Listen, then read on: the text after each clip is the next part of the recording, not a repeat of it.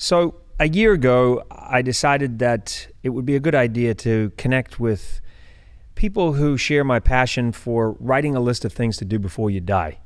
And we call this podcast BUCKiT, BUCKiT as in bucket, which also rhymes with a word that starts with F.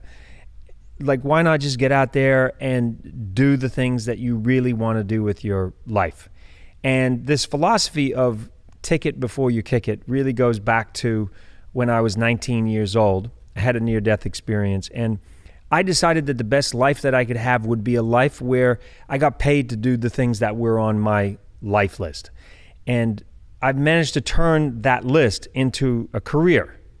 I really believe that by writing things down, all of a sudden you make them very real, and that there's a certain amount of momentum and gravity that goes towards a weight of, it's like a contract you have with yourself where you're not going to get sued if you don't tick the things off your list, but you've put the things out there in life that you really want to do, and then you set about going to achieve them. And early on, when I was 19, when I made this list, it was a pretty selfish list. It was things that I wanted to do for myself.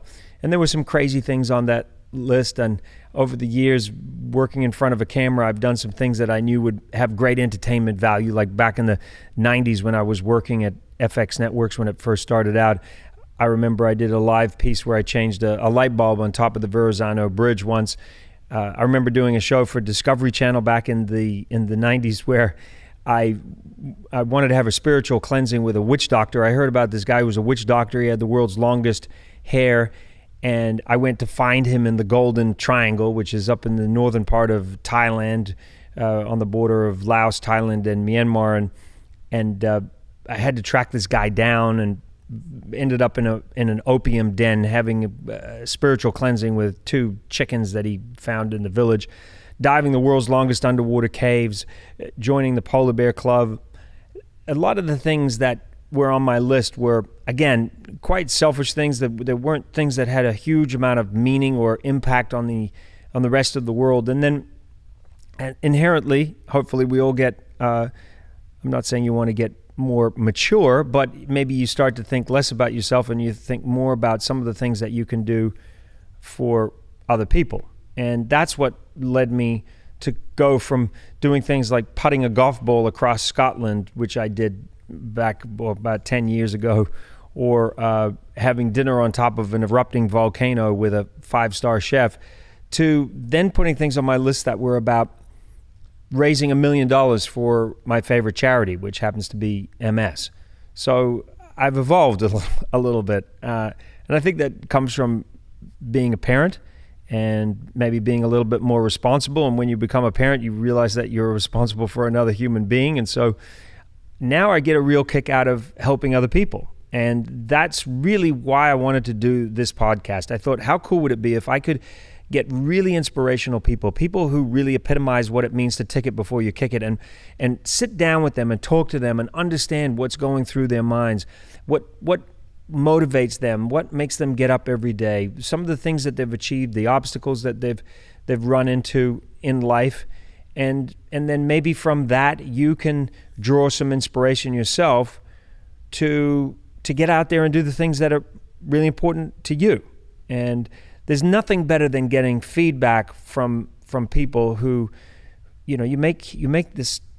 We make television. I work on Amazing Race, of course. I've worked on lots of shows over the last 32 years in front of a camera, and it's always good to have feedback, to know that maybe you've had some impact on other people and that you've affected some change. So I'm really keen to stay connected with you because I want to know things that you've put on your list and things that you've achieved, and I do have some questions from you, and I thought they'd be interesting to answer. I knew I couldn't go back. You just put it out there. She said you've got less than a year to live. Just dug even deeper. Luck is the residue of design. Nobody else was doing it, so why couldn't I? That was the turning point.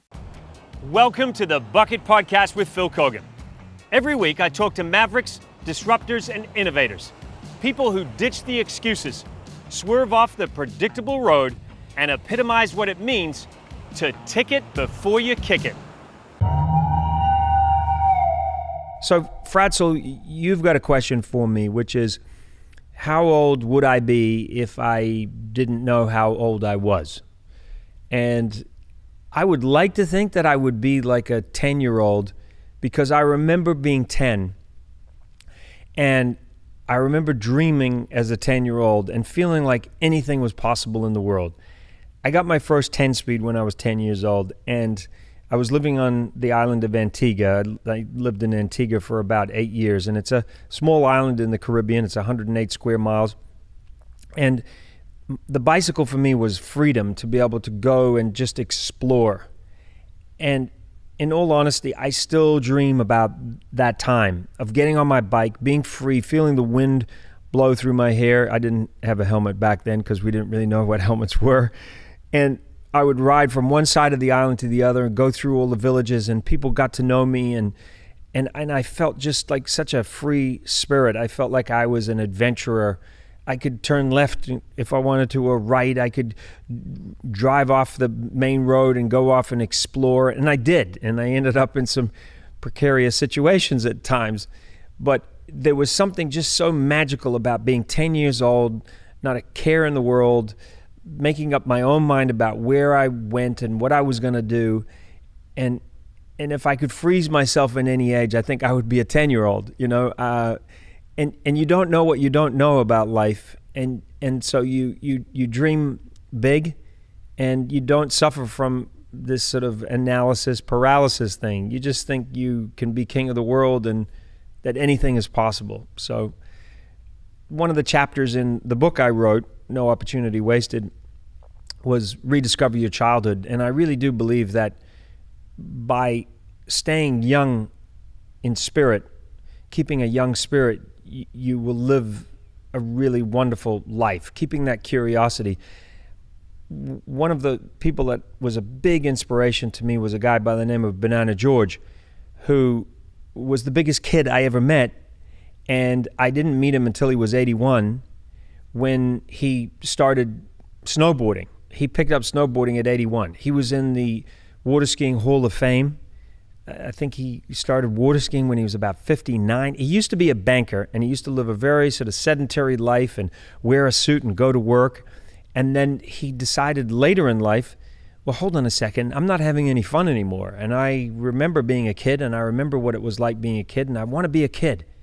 And so he picked up snowboarding. And then I renewed my wedding vows underwater about 20-something years ago, and he was the best man at the underwater wedding, where I had to get a scuba diving priest. And there's my friend Banana George, who always used to love wearing yellow.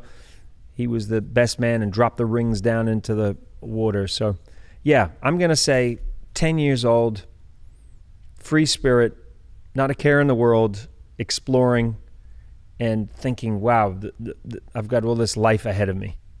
So I have a question from the explorer in you, and asking me about a country that has surprised me the most. And to be honest with you, it's a difficult question to answer, because I'm constantly surprised by the places that I go to. I've been lucky enough to travel to over 130 countries around the world, and people say, well, what's your favorite country? And I always say, well, it's the country I haven't been to yet. I just had a fascinating interview with somebody that's coming up, talking about Afghanistan. And we think of Afghanistan, and we think of war, and we think of conflict. But so many other people think of beauty, and they think of the amazing people there, and they think of the amazing landscape. And there are a lot of people that have said that Afghanistan is the most beautiful geographical country that they've ever seen. The mountains are absolutely stunning and beautiful, and the light on the rocks and the mountains is magical. So it's certainly a country that I would like to go to. I want to do it safely, of course, and the reality is that there's a lot of conflict. But I think that country would surprise me. But to answer your question specifically, I think one place that really surprised me the most was this little island in the middle of the Pacific. It's called The Rock, and it's an island by the name of Niue. There's only one flight in and out every week. It's an Air New Zealand flight that leaves Auckland, and You get it on an Airbus 320 and you make this direct flight to Niue. You land in Niue, and when they drop you off, you have to stay there at least a week because the next flight isn't for another week. And the island is very small, and there's only about 800 people living there, and there are no beaches. Now, you might think, why would I go to an island in the middle of the Pacific where there's no beaches? They call this place the Rock for a reason, because there's no sand, because there's no beaches. It is literally a rock just sticking out in the middle of the Pacific Ocean.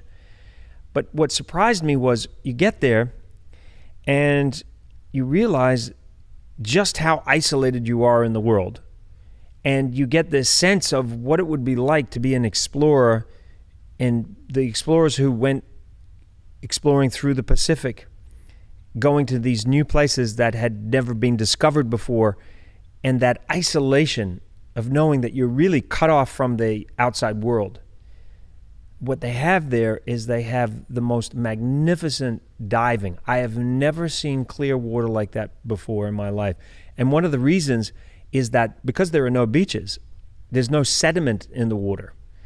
And so the water is absolutely crystal clear. I'm not exaggerating when I say that you can be snorkeling on the surface at 300 feet from the bottom and look straight down and see the bottom and see dolphins and see all the amazing marine life swimming all around you. And one of the things we did, which was so much fun, I managed to take my daughter. We went on the trip with my daughter and a friend who were learning how to scuba dive. Was we all held on the back of a little inflatable boat, and we were dragged through the water in a pod of dolphins, about 400 dolphins, and they were all around us. And not only were they all around us at the back of the boat, but they were diving down below us, hundreds of feet. And then you could see them just moving around, just gracefully moving around, and then coming right back up to us. And then we went on another dive where there were all these sea snakes, very poisonous sea snakes, but they have very small mouths, so they can't bite you, and it's not that dangerous. But they were mating, and they were all just, I mean, they were just everywhere in the water. Wherever you looked, you just saw these sea snakes in a vertical position, just hanging in the water. And then I remember we went to a takeaway place there, and there's this guy running it with an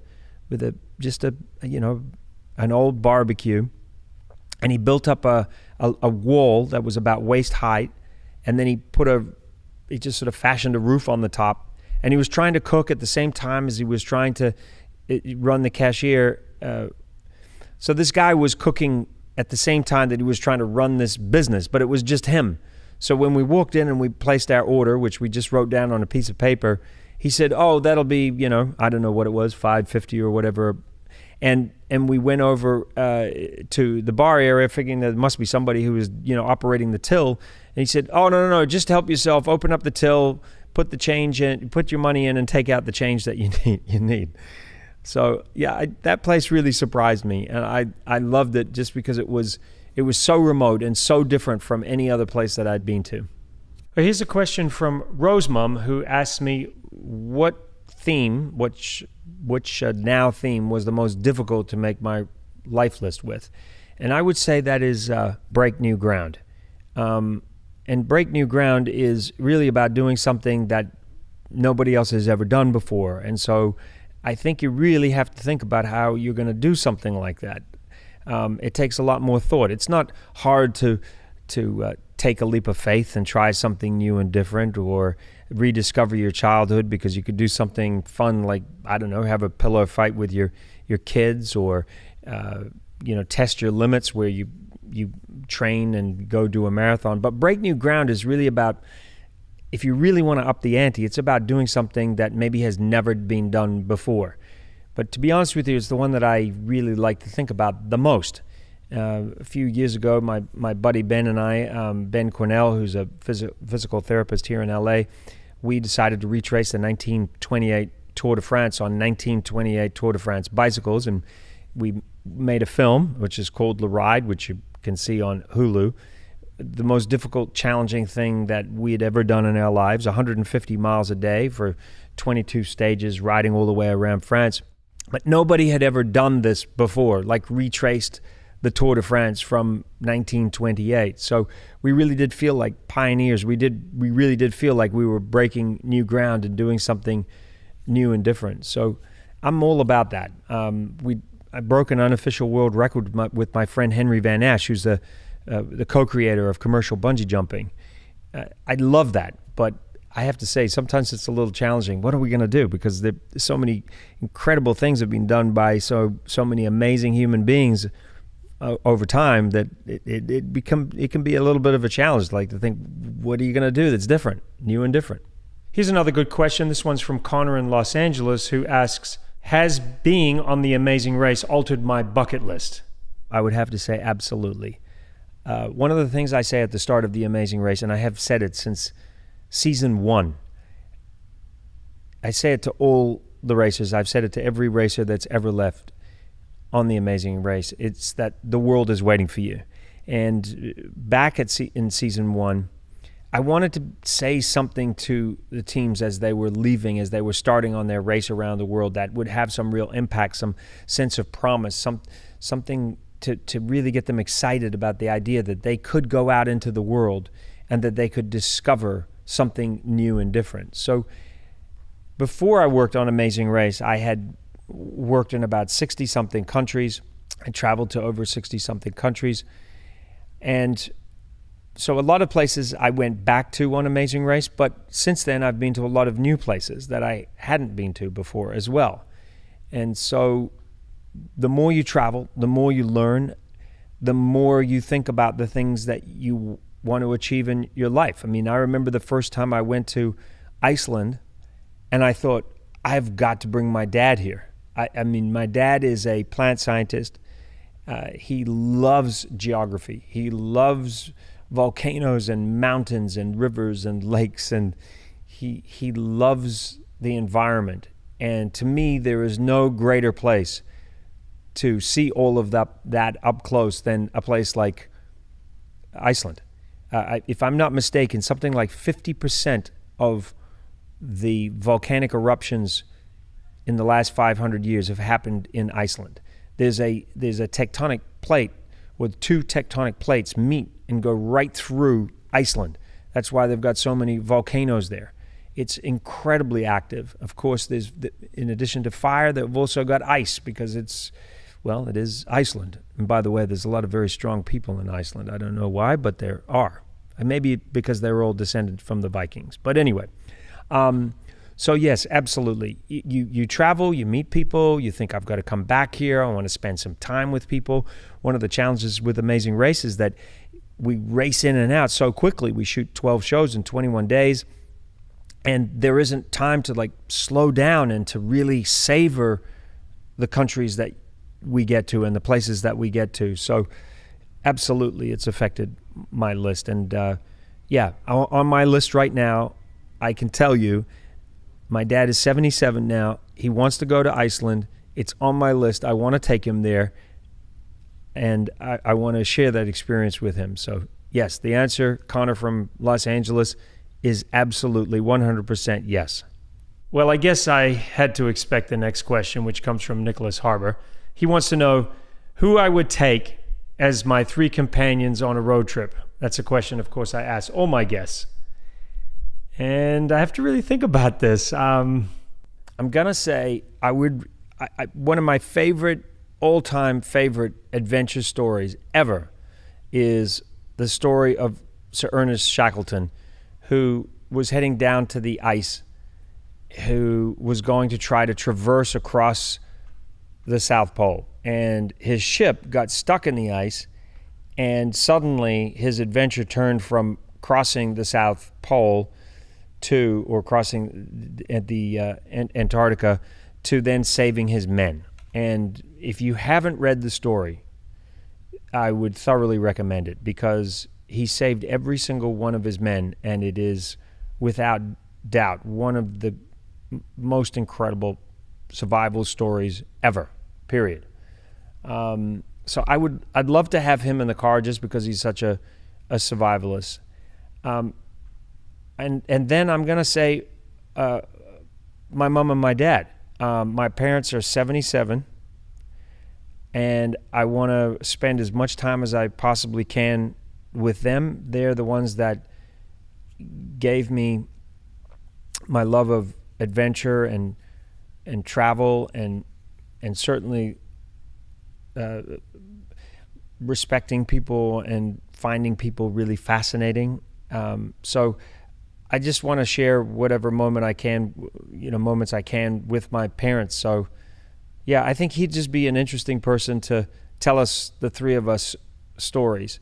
And I say this because, as you have to think about who you would take right now, and who I would take right now are my parents, but obviously it changes depending on where you're at in your life.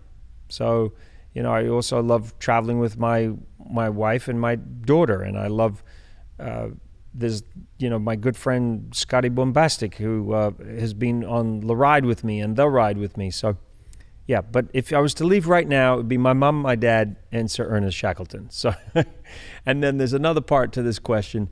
Are there going to be any more crazy cycling adventures in the world? And Nicholas said that he really loved the ride and the ride.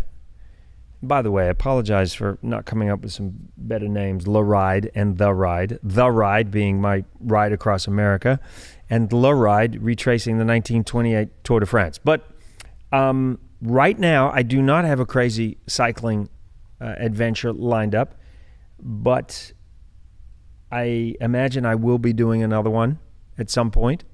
And there is one that I've been thinking about, and it has a connection to Sir Ernest Shackleton.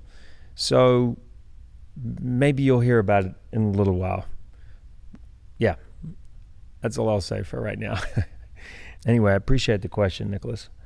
I got another one here from Shari Dejan has a question, and she would like to know whether I have ever had the desire to climb Mount Everest. And the answer to that question is yes, absolutely yes, when I was 19. So when I had this near-death experience, it was one of the first things that went on to my list. And a big part of the motivation for having Everest on my list was because of Sir Edmund Hillary. Sir Edmund Hillary, some of you may know, was the first person to climb Mount Everest on Christmas Day in 1953 with Sherpa Tenzing Norgay. They were the first to get to the top of the world.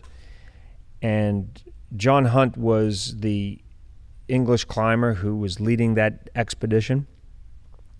And he and a number of his climbers had attempted to get to the top on that particular trip. And they wanted to do it as a gift, if I'm not mistaken, to celebrate the Queen of England's Silver Jubilee, which was in 1953. And so John Hunt's men attempted to climb Mount Everest, and they failed.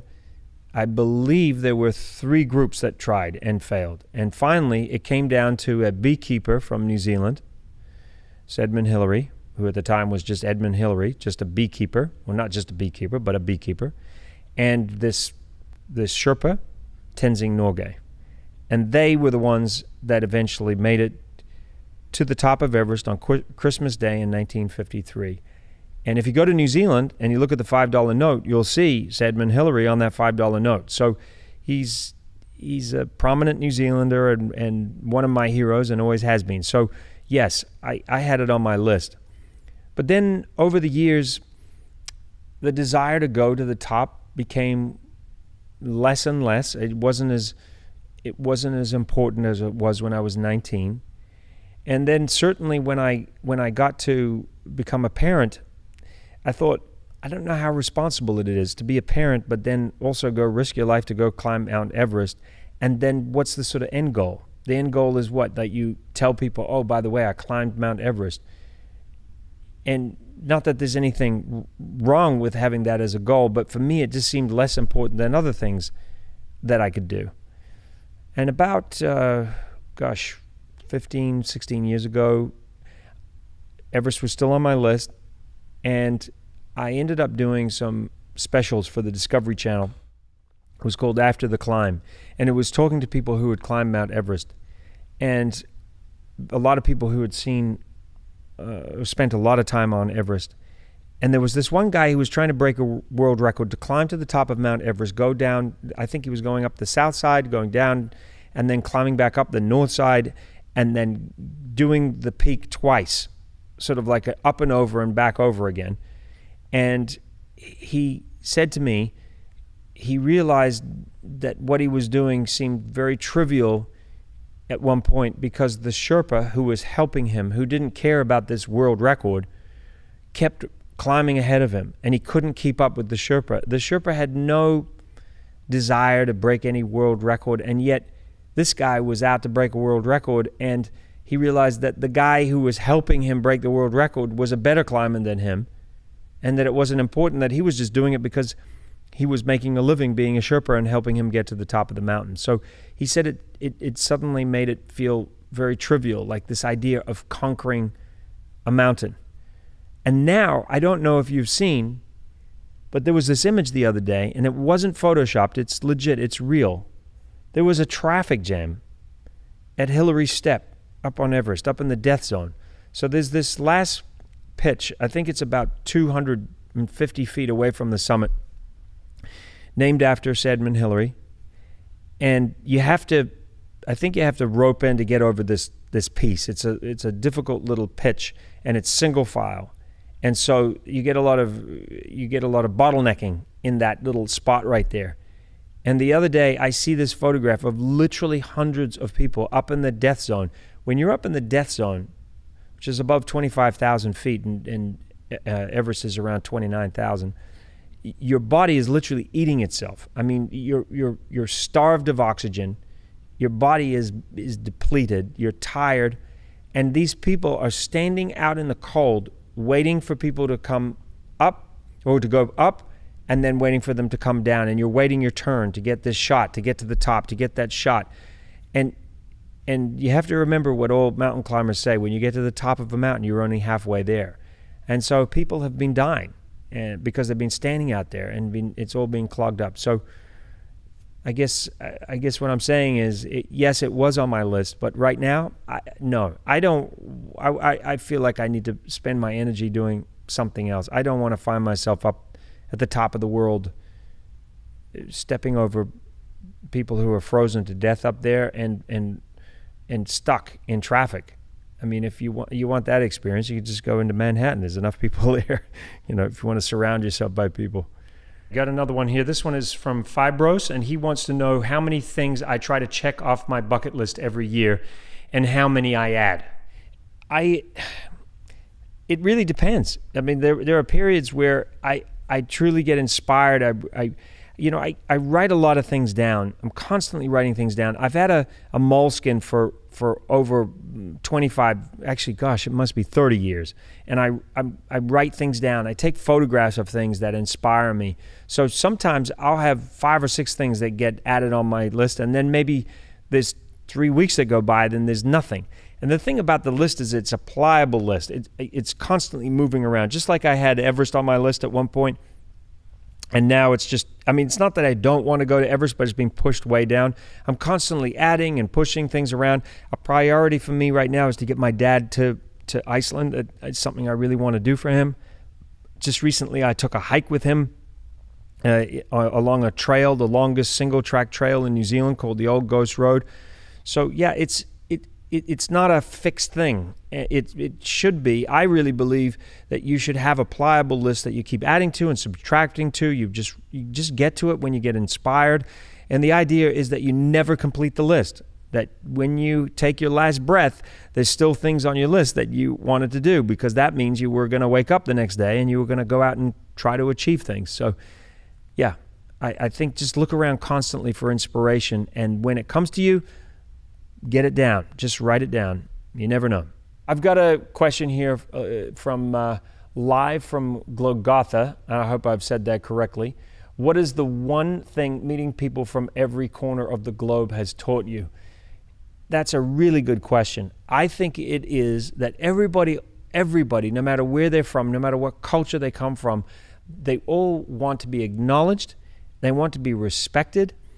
And they all want the same things. they all care about their family. They care about educating their kids and looking after people. We really are all the same. And a lot of times when you see people from different parts of the world, you see them in a bad light on the news, because the times that they want to share news from another corner of the world, it's because there's something happening there that makes the news. And so people sometimes think that bad things are constantly happening in places outside the country that they live in, because there's an old news saying, which is if it bleeds, it leads. So what I've learned is that there are a lot of really amazing things happening out there, and that if you travel and you travel with respect, people will treat you with respect. And remember, wherever you go in the world, you are a guest in that person's country. So it's a little bit like visiting somebody's house. If they have certain rules about how things work, then just abide by those. Don't fight them. Remember, you're a guest, and be respectful. Really enjoying these questions from you, and I have time for one more, and it comes from Last Chance 4. I guess that seems fitting. Who asks, give us one funny, embarrassing story that I have from my travels. Well, I've got a few stories that I really would need to share with you over a beer, but here's one. So I was in Venezuela once, and I went up a river in a dugout canoe, and I was living with an indigenous tribe, and we spent 3 days with them doing everything that they do. And one night they went hunting for capybara, and we came back and we had capybara, and that is the world's largest rodent. Another day we went fishing for piranha. We went swimming with pink dolphins. We went everywhere with these amazing people, and we slept in hammocks. We laughed with them. We played soccer with them. And they wanted to teach me how to use a blowgun. And I thought, well, that would be fun, because I used to shoot guns when I was a kid a lot, and target shooting, and I thought that'd be really fun.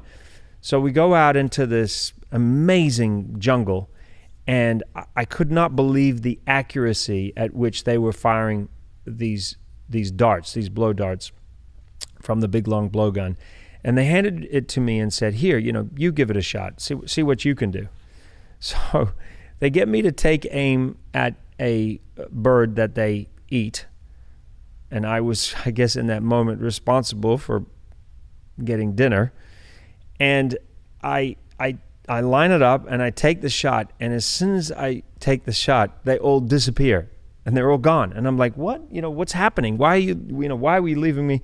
And as soon as I turn around and realize they're all gone, I just started getting stung. And there's a sting on the arm and another sting on the other arm. And I get absolutely swarmed by these bees. So when I fired so badly that I hit a bee's nest and got these bees really worked up, missed the bird completely, and then was attacked by a swarm of bees. They thought it was funny. I'm not really sure that's actually so funny. But anyway, made for a good story. All right, so I just want to say thank you so much for listening to the BUCKiT Podcast. Please continue to send in your questions. We love hearing from you. If you have any suggestions for any guests that you'd like us to speak to, then please just connect with us and let us know what's on your life list, and you never know, you might be one of my guests. And never forget to tick it before you kick it. I hope you enjoyed today's podcast. To see more great interviews, go to philkeoghan.com and subscribe to BUCKiT with Phil Keoghan wherever you get your podcasts. Please consider rating and reviewing us. And follow BUCKiT, that's BUCKiT with an IT, on Instagram and Facebook. Also, follow me on Twitter @Phil Keoghan. See you soon.